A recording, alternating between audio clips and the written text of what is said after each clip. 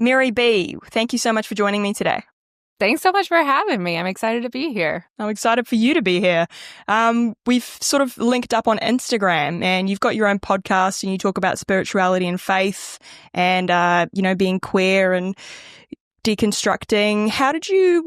Why don't you give yourself sort of your own introduction and sort of talk me through what you do? Sure. Yeah. My podcast is called Found Family.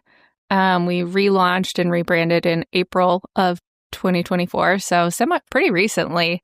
We have conversations that celebrate the creative ways folks are making community in their actual lives and provide tips for listeners to do the same. So we have a lot of conversations with, people who are friendship experts, but also theologians, also about queer family and, any way that people are finding belonging and community, especially as it intersects with faith and faith practices, but are doing it outside of maybe the typical model that's provided in many church spaces. So we're all about helping people, being a companion for people who are trying to do this work of making community in their actual lives. So there's a sense of felt companionship, but also practical tips and just I love hosting conversations with all kinds of people that are going to help us all expand our imagination for what's possible in the lives that we're actually living, not our someday lives when we have X, Y, and Z, a certain job or a spouse or whatever, but the lives that we're actually living right now, because I think that God is here with us, present, working, moving in our actual lives. I want to empower and equip people to kind of take that agency and really, run with it in their specific context. Yep. Oh, no, I told you about the podcast. I don't know if I talked about the story of how it all started. That was part of the question as well. Okay. Where did this all start for you, MaryB? I initially started this Christian writing podcast craziness about 6 years ago. I was writing specifically for people who are single and part of the Christian church. So single and navigating a culture obsessed with marriage and some of the challenges of that, but also some of the wisdom that comes from that, theological wisdom that comes from that. Really trying to empower people and encourage people to share that and to believe in that and really claim their place in the church when many churches kind of don't know what to do with single folks, especially single women over a certain age. So I really came at it from that perspective, not of trying to make anyone unsingle, not trying to, tell single people to be content and stop complaining about stuff. But, really to just, a very similar heart to what I'm doing now, just more specific to single people. And from there, it very naturally evolved to a more expansive conversation on inclusion, on what community can look like, what intimacy means. And was also, as I was digging into all of these nuances and weird corners of the Christian faith, I was also kind of simultaneously doing my own work of unpacking my own trauma and doing a lot of internal facing work regarding my sexuality. And I ended up coming out as bisexual a little over a year ago, and then coming out publicly on Instagram. And so that's also kind of become a pillar of what I do. So it's really, I have my own kind of doors into the conversation on inclusion and really trying to gather a more expansive picture of what the church can be. And, really finding the bits of wisdom from different communities and who have been like doing this kind of communal work and being really creative about how they're making community for a long time and tapping into that. So I made the transition from, really exclusively talking to single people and about singleness in the church to kind of a bigger conversation, and I think a more generative conversation on what does it mean to find family when the systems in place have not worked for us. So yeah, that's kind of that trajectory. And it was very much in line with the conversations I was having on my podcast, the writing that I was doing, and my own journey of understanding my sexuality as well, and how all of it works together to inform my faith and how I see Jesus and how I relate to Jesus. What does a relationship with Jesus mean for you? It's I think like any other relationship, and also not like any other relationship, but relationship where you're connected, right? And you're kind of changed by it in a positive way. And so for me, that means in my actual life, like through my relationships, through what I read in the Bible, just like learning more and more and growing closer and closer to Jesus and letting that change me and have a positive impact on me and on how I view the people around me, and the communities and relationships that I get to be part of, and kind of having that mutual impact in the world as well. And how has your relationship with Jesus changed since coming out as bisexual?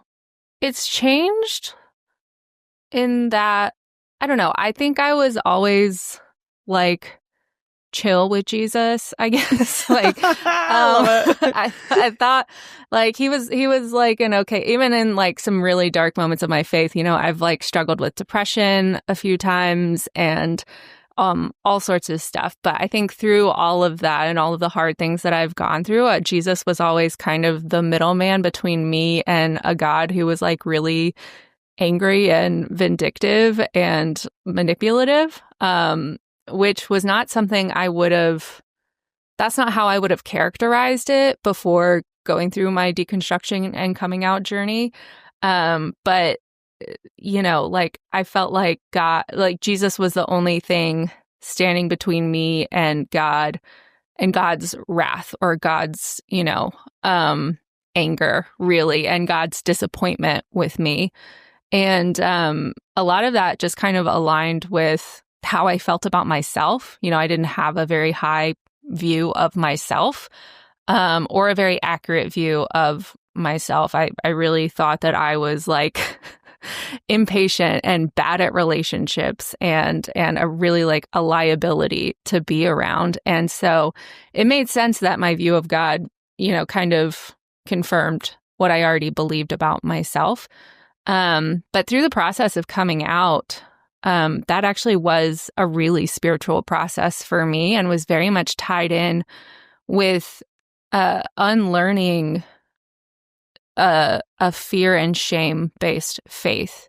I realized through this journey that what I really was following and even worshiping was like this sense of having some sort of guarantee that everything was going to be okay if I followed certain rules or behaved in a certain way, that was going to somehow protect me from bad things in life or from God's anger, or, it was very much like I was living like I had to earn God's love or earn God's attention or whatever. I'm really interested in that, like you talk about deconstructing the Christianity, you grew up with.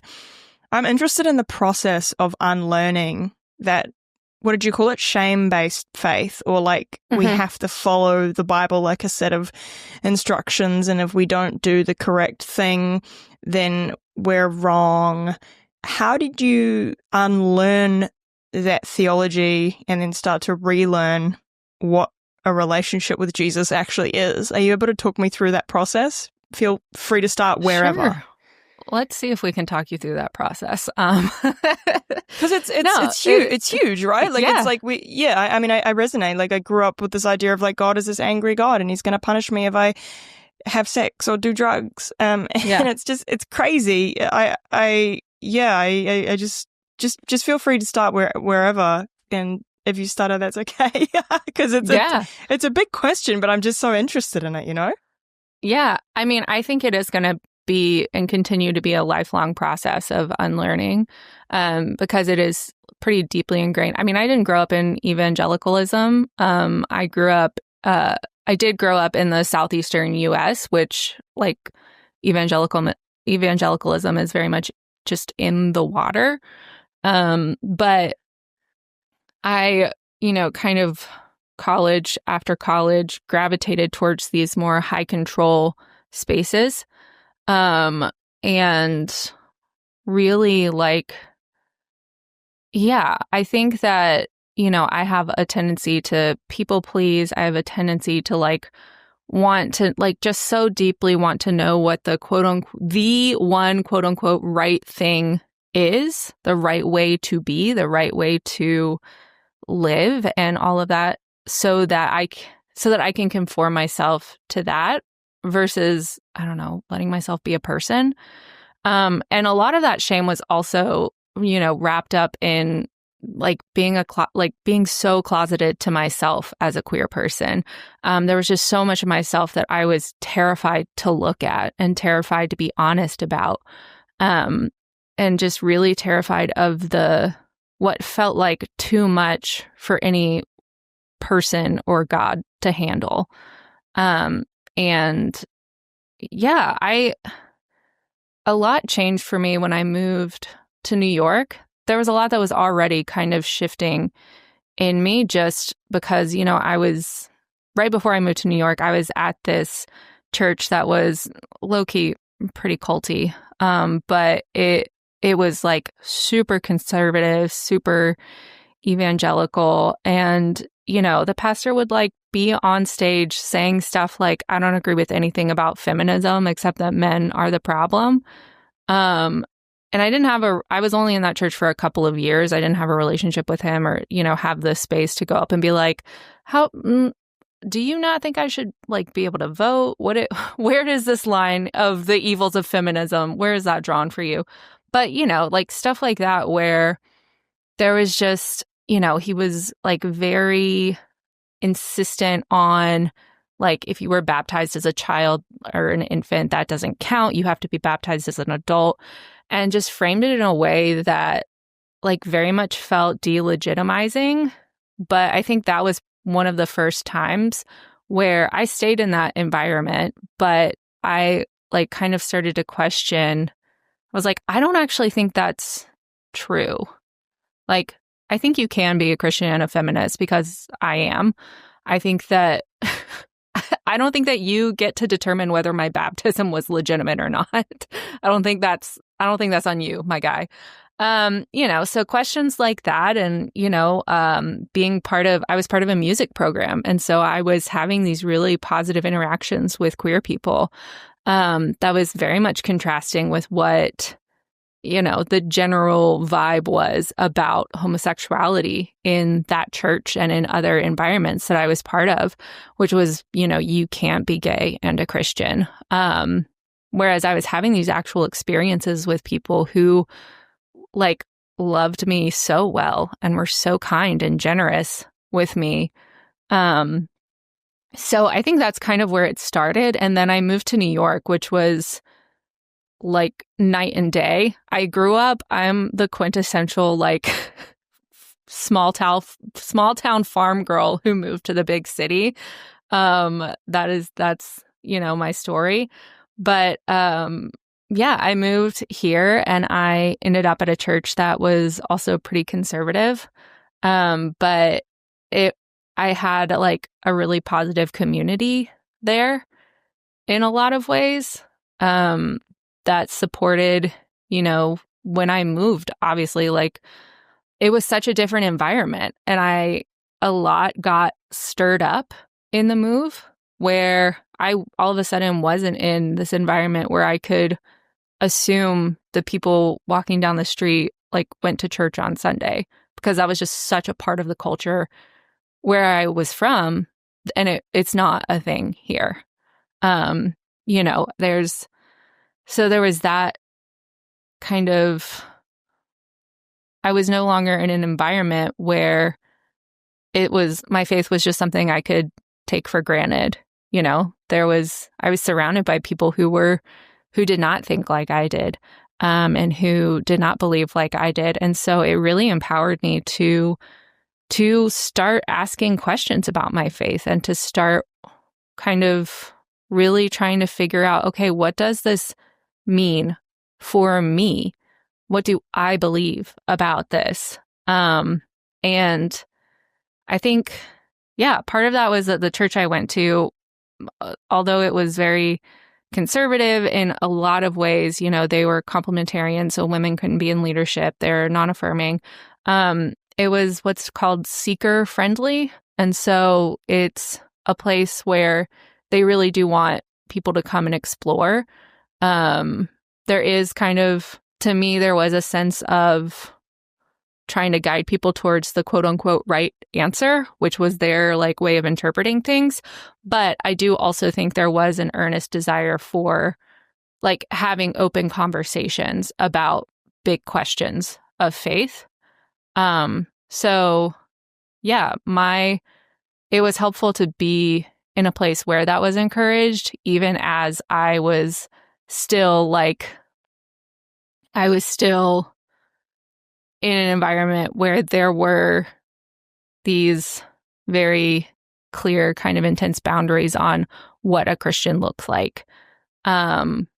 So the more I learned about myself and my past, there were just certain ways that the gospel was talked about that were suddenly not good news to me anymore.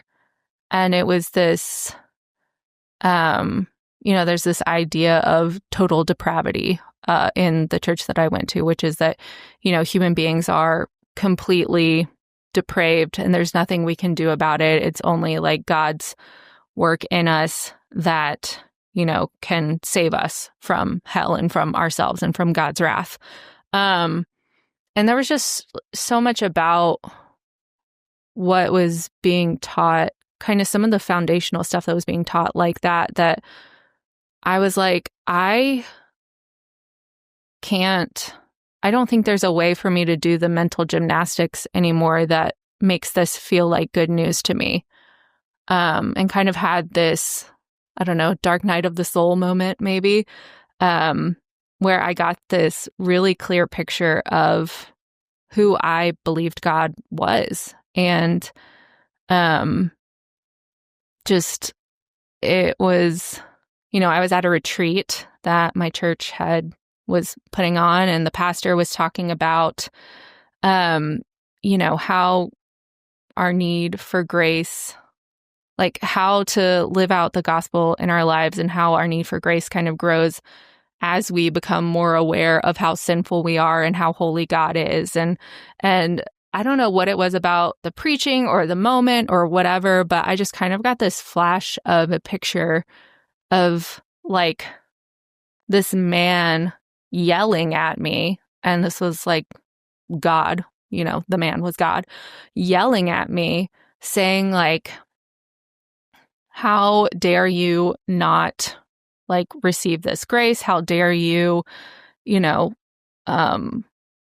basically saying, pointing at the cross and saying, look what you made me do. This is your fault.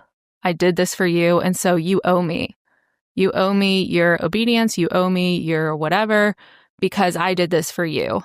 And it was a horrifying moment for me because I was I've spent my entire life following this guy, and this is what I really think about him. That's not great. It's weird because there's Jesus, who Jesus is and who God is and what happened on the cross, but then there's teaching. And it's the teaching that I struggle with. It's this this idea that he took the punishment you deserve. That doesn't make sense. But part of my journey is just mining out where is the truth in that? What do you mean? I've caught myself praying to Jesus, why did I deserve a punishment? This didn't make sense. through deconstructing, I've realized we can actually take these questions directly to God, because the church and Christians often don't have the answers, and they often pretend that they do. But that's the beauty of a personal relationship with Jesus, right? Yeah, absolutely. And that's what I did that night. I mean, I was weeping, sobbing my guts out, and I still have I wrote it down as a journaled prayer, basically being like, God, if this is who you are, I don't want anything to do with you. If this is what grace is, first of all, I didn't ask you to kill Jesus. I didn't ask you to do this. So how are you holding this over my head, first of all? But it was this really honest moment where I was like, how is this a thing that people, I must have gotten something wrong here. This can't be who God is. This can't be it. And, I just prayed to God, I just need you to show up. I need you to show me that you are different from this. Because I'm going to, do the work and whatever, but if I find out this is who you are and I can't come to any other conclusion, then I'm done. And then what happened? Well, then, when was that? Probably 2019, I think, 2019, 2018, something like that. So from there, I was still doing the Christian things. I was reading my Bible. I was going to church. I was talking to people. But, I had this question kind of constantly in the back of my head of who is God and how is this good news? How is any of this good news? And, it made some of the preaching that I was listening to uncomfortable because it felt like it was affirming that picture of God. But at the same time, I did have these relationships with human beings, with people from my church who were walking with me through this, and, who I kind of expressed these fears and confusions and questions to. And I mean, it was really just the unsexy everyday ways that they showed up for me and really invested in me that gave me this sense of deep kindness and faithfulness that felt like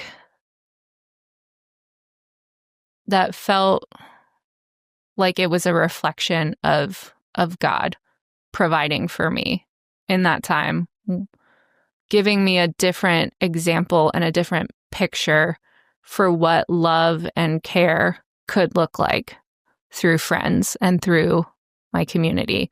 And even though there were deep flaws with that church and all sorts of stuff, there still were those people who really did have a positive impact on my ability to see God as kind. And, it was other little ways of God showing up in the details of my life that really just over time consistently, steadfastly gave me this picture of kindness being at the root of who God is, and faithfulness and love and care. And it doesn't answer all of my questions, right? Because there's a lot in the Bible that doesn't feel particularly kind from God. But it did feel like a good reframe for how I through which I look at Scripture, through which I interact with God. And it was this permission to stop trying so hard to be good and holy, and this permission to stop hating myself, and this permission to trust myself and to trust, the Holy Spirit in me, that it's not my job to kind of do this cosmic accounting for, well, I have to do this and this and this and this, and that's how I'm going to be a good person, and that's how I'm going to be prove to myself and to God and to everyone else that I'm a Christian and I'm good. And and, you know, really just like resting and trusting in like God's kindness. And it's really like changed how I view myself. It allowed me to come out and find community and all sorts of stuff. And I mean, it's really been a gut-wrenching process, so I'm not going to sit here and romanticize it. But I do think that it's night and day changed how I feel about myself, how I feel about other people, and how I live my life. Do you still go to church today? Yeah, I'm between churches, quote unquote. You know, I was at my previous church for 6.5 years, and the leaving process was a little bit traumatic for me, and I had a lot of grief with that. And it was just like very triggering to be in a church space for a long time. I'm hoping to find a new church home sooner rather than later.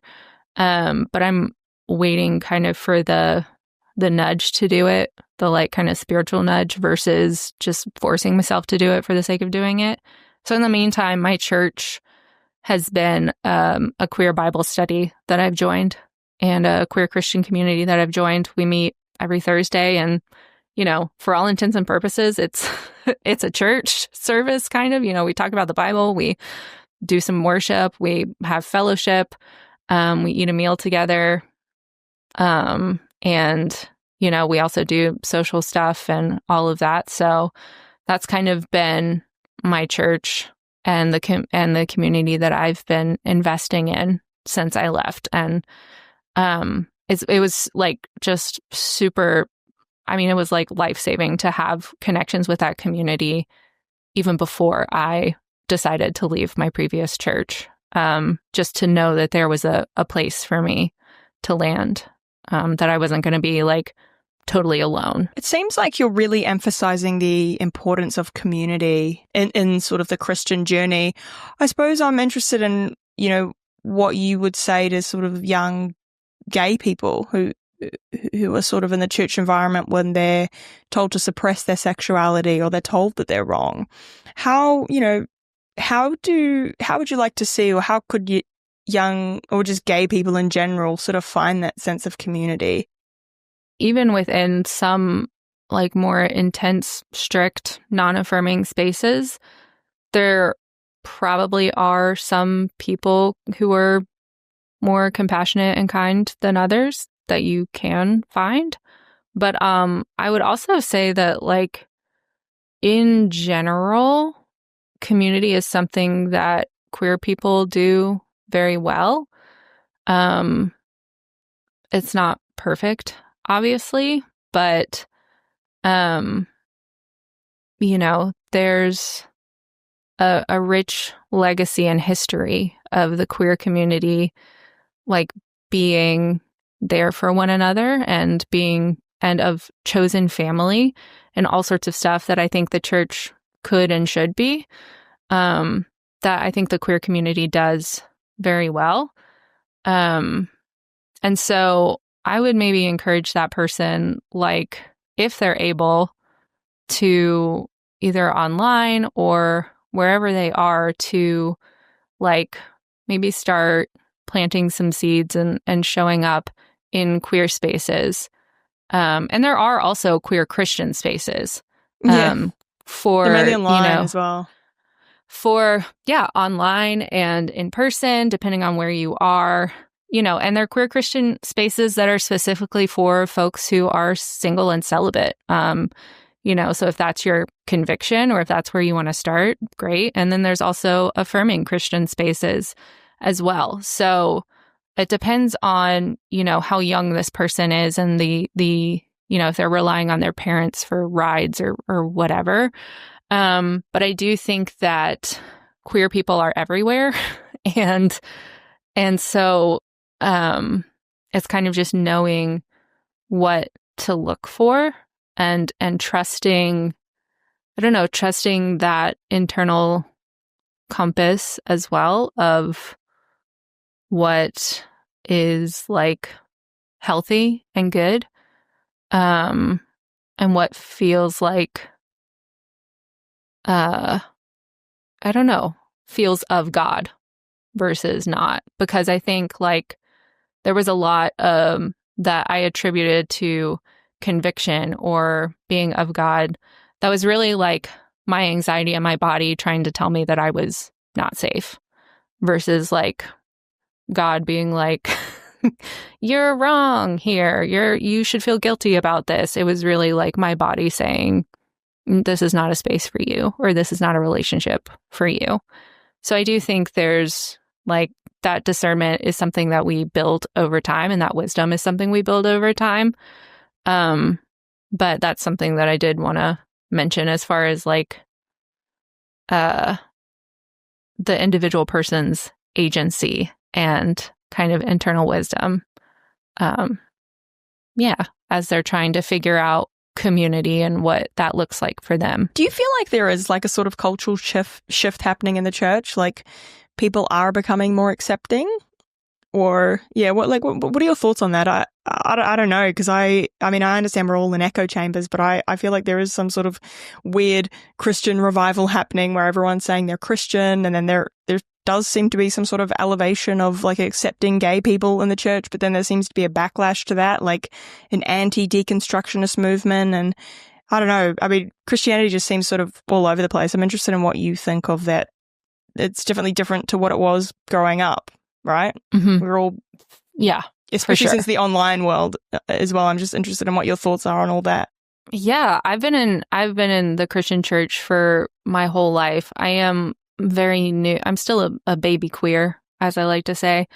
But I do think, just especially from talking to queer elders, that the conversation environment now is radically different from what it was even 5 years ago, 10 years ago, where it is being talked about more. There is like more interest in, and I think part of that maybe is just the cultural reality of more queer representation and in media, and just more visibility through social media, through all sorts of stuff, and ways we're able to connect with each other and have larger conversations. I think that maybe is kind of there are churches that are like, okay, this is the reality, we need to talk about it. And, doing that from a non-affirming place, some from an affirming place, some from a like, we want to kind of see if we can welcome kind of both sides of this and make a community where there's room for non-affirming and affirming people. So I do think that there is a lot has changed, even just thinking about my own experience where sexuality was just not something that was talked about outside of, purity culture and don't have sex, outside of that, where like talking about queerness wasn't a thing, except that like, in certain circles I was part of, just that like it was bad and you shouldn't do it. Be gay. That is, you should not be gay. You should definitely not be gay. No, definitely not be gay. How did you accept yourself, MaryB, as a queer Christian? It's a bit of an contradiction to most. It is. And yet here I am. Like it took a lot of work, for sure. And that was part of what kept me closeted for most of my life. As I said, I only came out to myself less than a year and a half ago, maybe about a year and a half ago. And kind of before that was a year of concerted, like, okay, there's something going on here, and I'm prepared to sit with it more and kind of figure out what's going on. So what was the question? How do I accept myself? How did you accept yourself as a gay Christian, queer Christian? Yeah. It started for me with having conversations with actual gay Christians. Some were side B, which is single and celibate. Some were side A, or affirming. Just talking to them, getting to know them, and like kind of realizing, I don't know, taking it out of this like scary theoretical place of I don't know, all of the consequences of what would happen in my life if I was queer, especially because I was already like trying to build a career as a Christian writer. And, I knew my church wasn't affirming, and like they were part of my support for my writing, as far as like, being part of that network. It was a massive network. So kind of the cost for me was really high, but having conversations with people who were doing it and like really, really seeing and understanding in a, I guess in a deeper way than I had before, that like these are humans who are like really thinking so deeply about their faith and like really taking it seriously in a way that I think a lot of straight Christians in some of the environments I was part of like did not.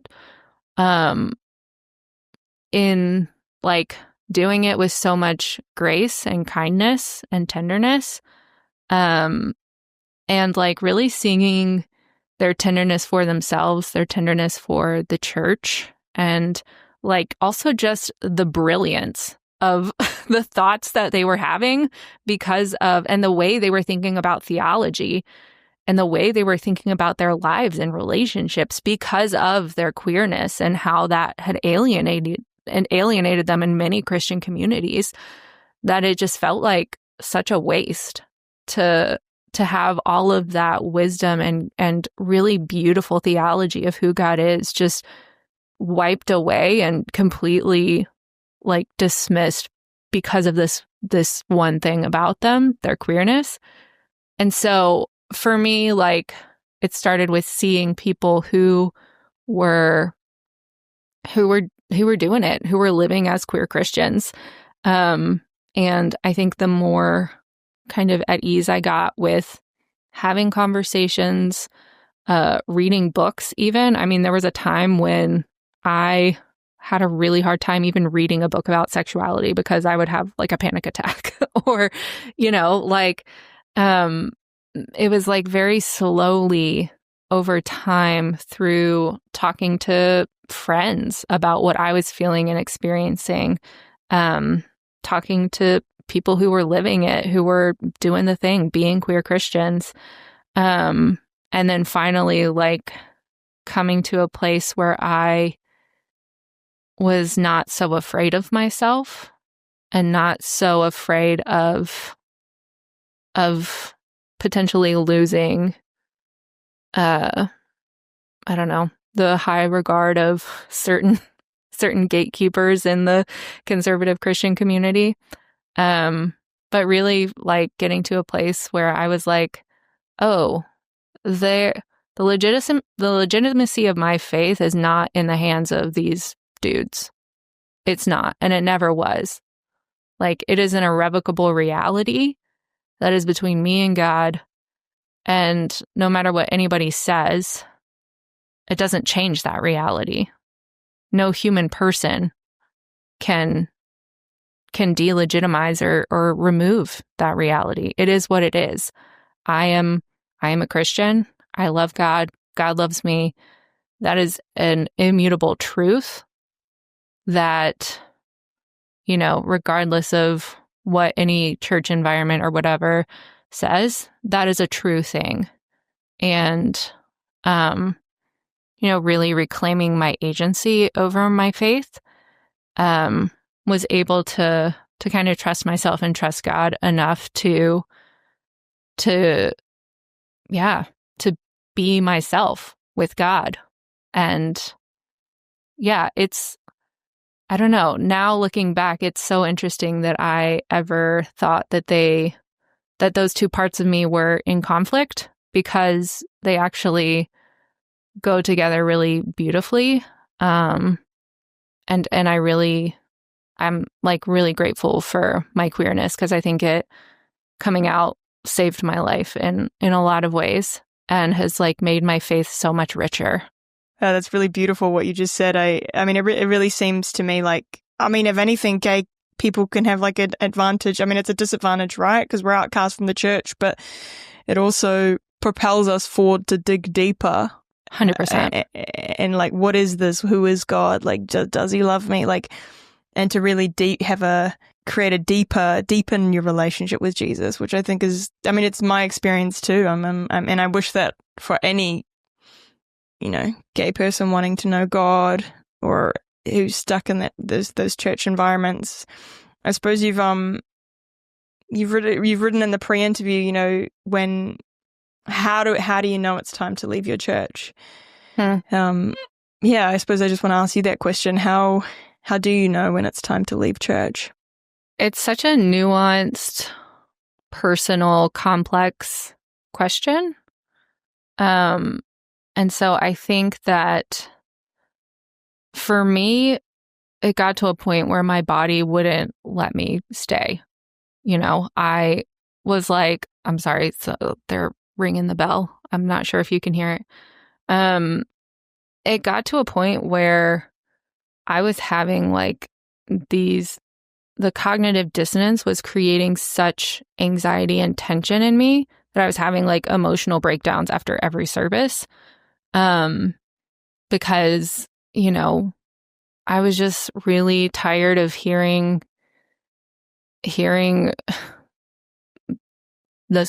scripture preached about from a white, straight, married dude who was old and was not saying anything that I felt was particularly new. And just looking at kind of the environment around me and how just feeling like that internalized cognitive dissonance of who I was learning I was and who God was versus what I was being presented with, which I'm not delegitimizing like that. If that's what works for you, groovy.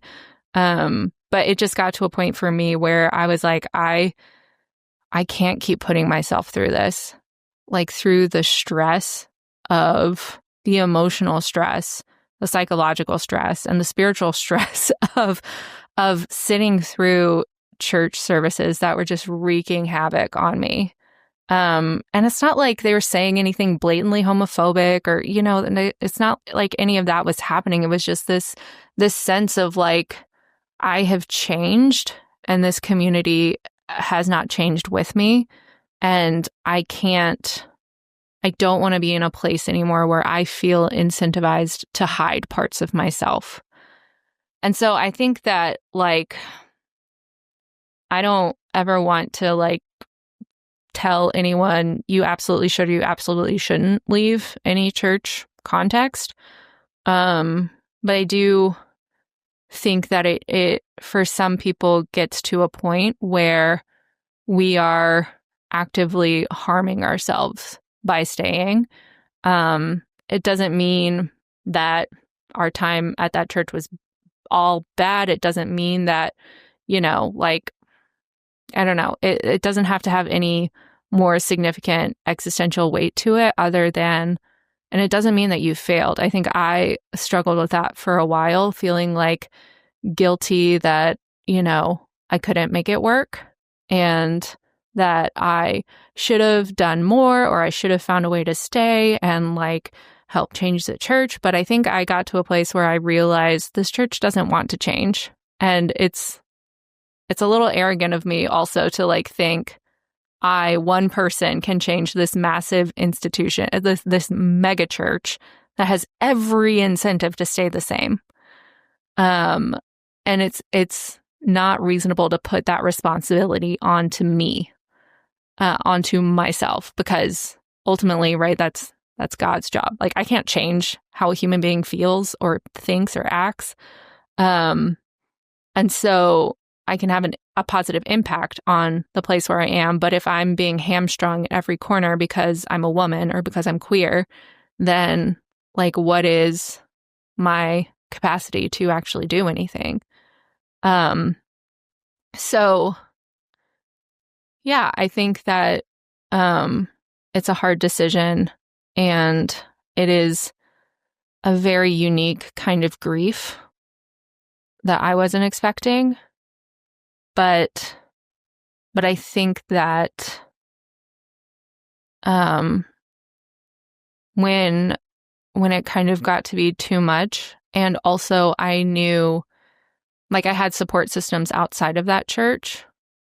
So it wasn't like I was just walking into nothing. I knew that there were places and people for me. That's when I knew, when kind of the emotional distress and the knowledge of what I was, at least a tiny sliver of hope of what I was walking into, was kind of how I knew. But ultimately, it was like one day I walked away and I just like could not fathom going back because I was in so much pain. Yeah, totally. Well, I'm glad you sort of found a sense of community outside the church for the minute. Thanks. You sort of place quite an emphasis on, singleness and friendship in a culture obsessed with marriage. Are you able to talk to me about sort of what compelled you to start talking about that stuff? Where does it stem from for you? It was pretty personal for me because I was like, when I started, I was single and was like really not trying to get married anytime soon.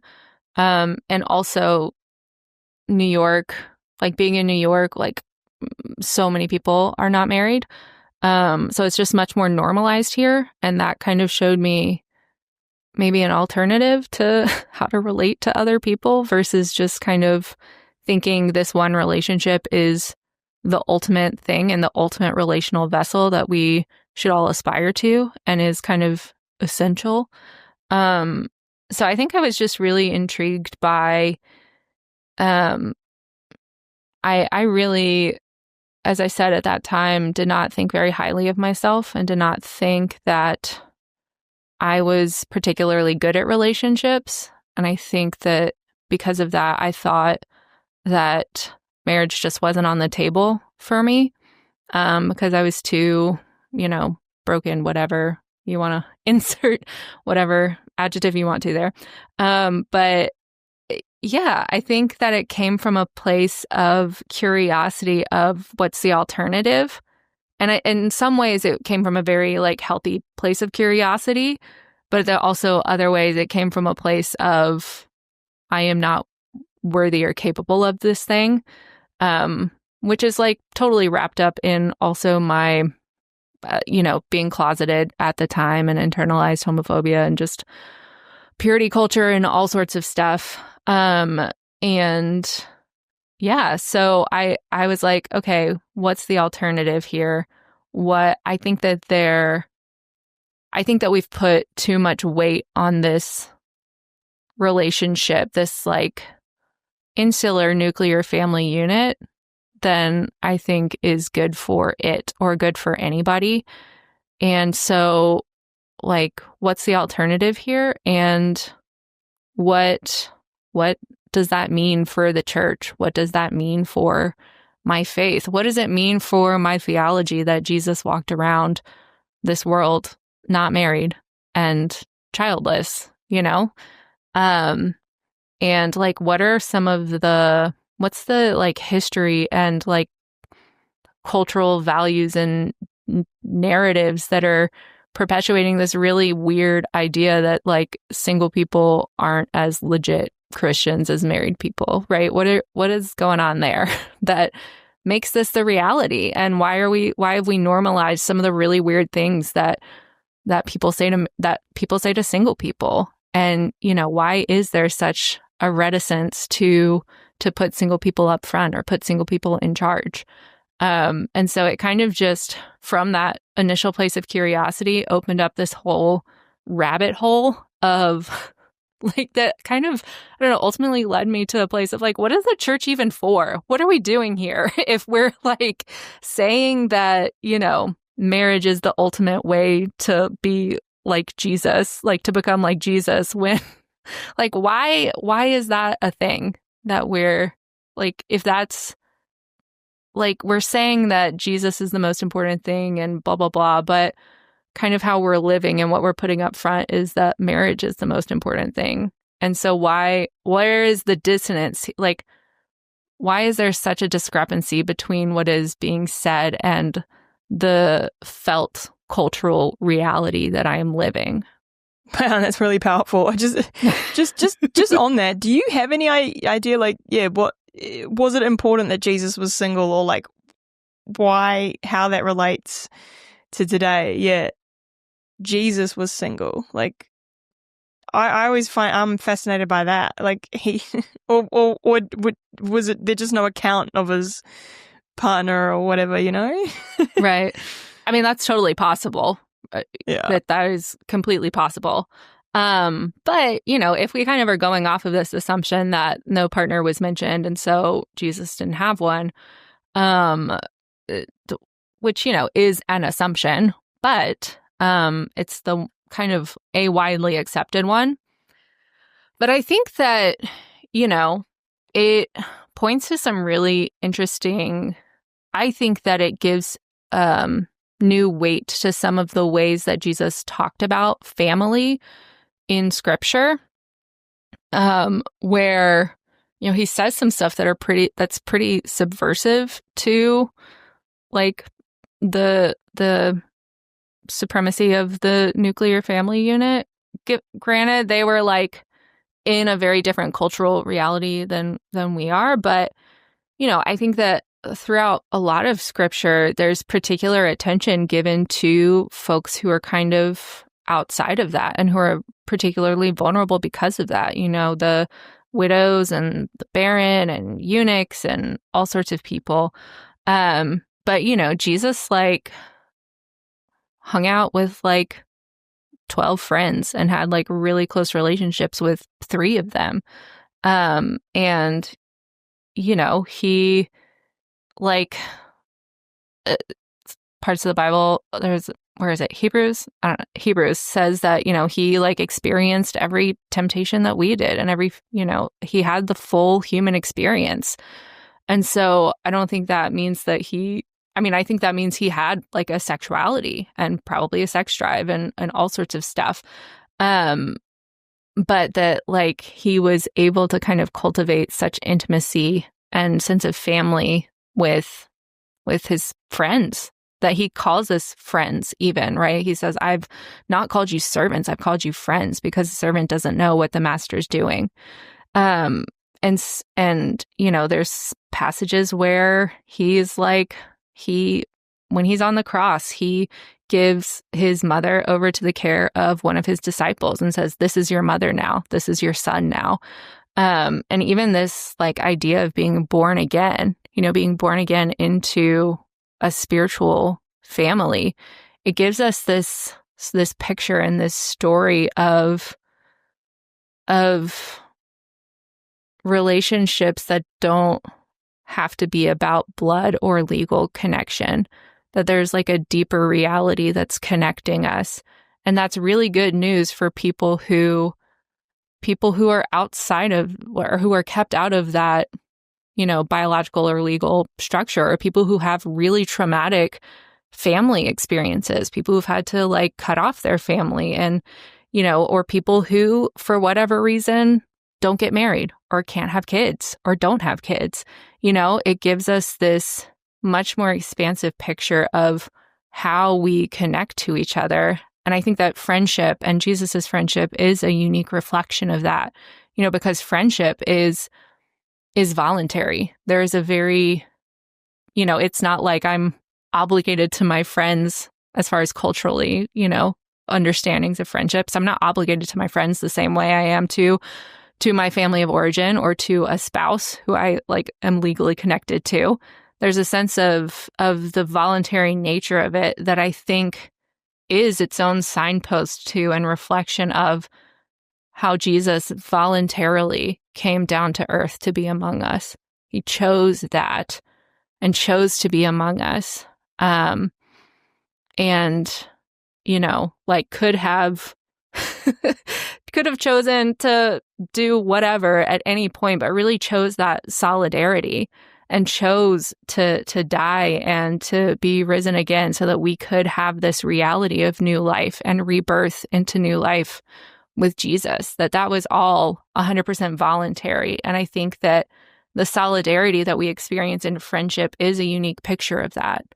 And I even view, like I don't think I'm not the first person to have this take, but, when I think about the Great Commission, which in some gospel accounts is Jesus's kind of last words before he goes back into heaven, where he talks about, go and make disciples of many nations, baptizing them in the name of the Father and Son, that I kind of see that as a reimagining of, or an expansion of, the directive that Adam and Eve are given in the garden to be fruitful and multiply.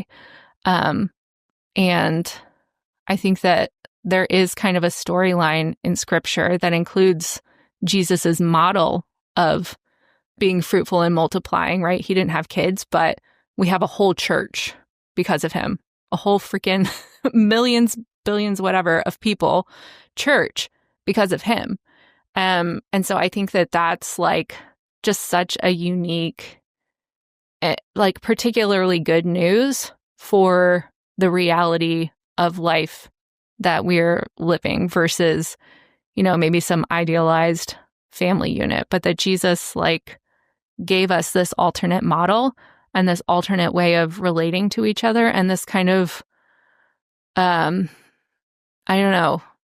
anti-hierarchical way of relating to one another, where it's not like the household with the man and then the woman and then the kids, but it's like siblings.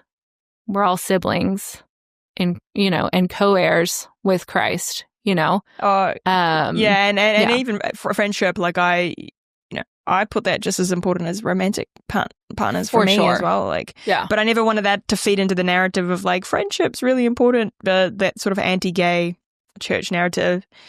Oh well, hey man, it's been really good to talk to you and sort of hear your story and stuff. Where can people? Why don't you tell us where people can find your podcast and your socials and sort of what you're working on at the moment? Yeah. So I'm mostly on Instagram and TikTok and Threads, I guess, at MaryB.Safrit. My podcast is Found Family with MaryB Safrit. It's available Apple, Spotify, pretty much anywhere you listen. And then I have a Substack as well where I write. I have a free monthly message that I send out on all of this kind of stuff that we're talking about on community and queerness and faith and singleness and just all sorts of stuff like that. And that is marybsafrit.substack.com. And right now I'm working on, I just finished the first draft of a book proposal that I'm hoping to publish, would love to publish at some point in the sooner rather than later. So that's something I'm really excited about now. And it's at the moment a memoir of basically all of the stuff that we talked about today, a memoir of faith from a unmarried queer Christian woman, and kind of about reclaiming agency and contextualizing the gospel for ourselves and helping people do that through storytelling. So that's what I'm really excited about now. If you want to help get that book into the world, you can sign up for my Substack because publishers love Substack numbers. But that's what I'm really stoked about right now. I just sent that off to my agent yesterday. Cool. Yeah. All right. Well, I'll pop all that in the show notes. And thank you so much, MaryB. It's been great. Yeah. Thank you.